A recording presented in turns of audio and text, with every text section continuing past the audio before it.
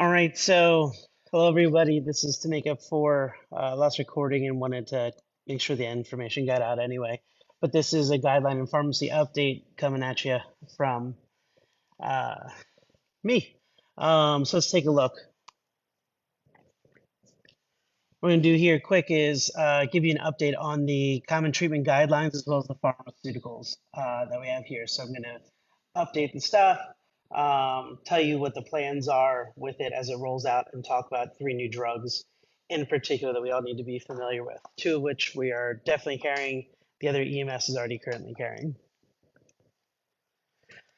So the new guidelines have been released, like I said previously. It includes procedures, it includes the farm reference that we've made some further updates on and adding some things.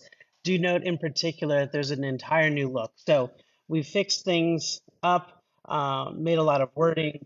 Note that that box that had EMT at the top and then paramedic at the bottom is now replaced. It's a vertical. So anywhere there's a color, like EMT is responsible for everything that the yellow line goes up to.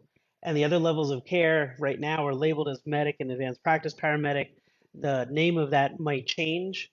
So you know it essentially is kind of like the advanced practice right now are the critical care medics or the flight medics that are in the ground units.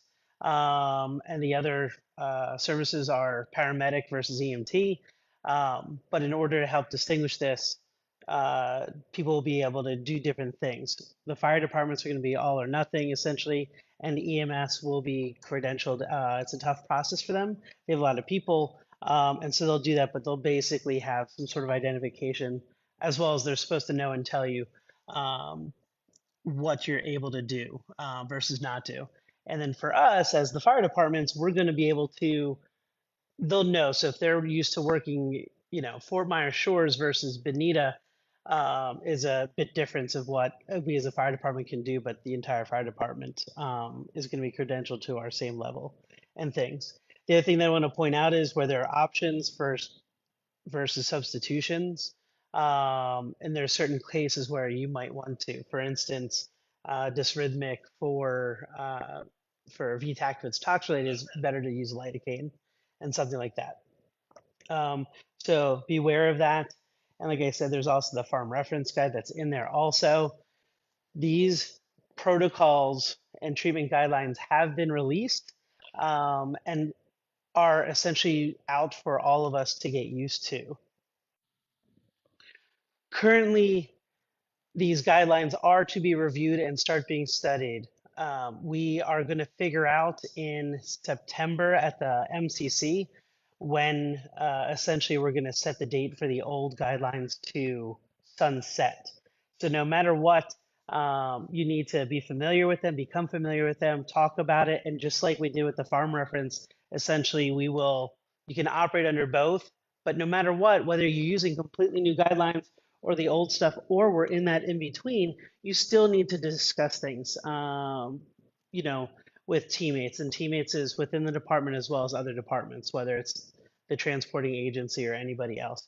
So talk it through. Do note that we don't have a specific sunset time yet, but we're to start kind of slowly getting used to these different protocols or guidelines rather. The first of the medications that we're adding on or have just added on is TXA and tranexamic acid. Tranexamic acid, also known as TXA, I'm about to go through the mechanism, but essentially this is the protocol guideline, and I will come back to this again. But it is an antifibrinolytic, so basically it stops clot breakdown naturally. So when we're going to use this, evidence of marked moderate to severe blood loss. If you're going to exsanguinate, you're going to lose that blood from the vessels where it's supposed to be. So that can be into your chest, into your abdomen, into your pelvis, into the street.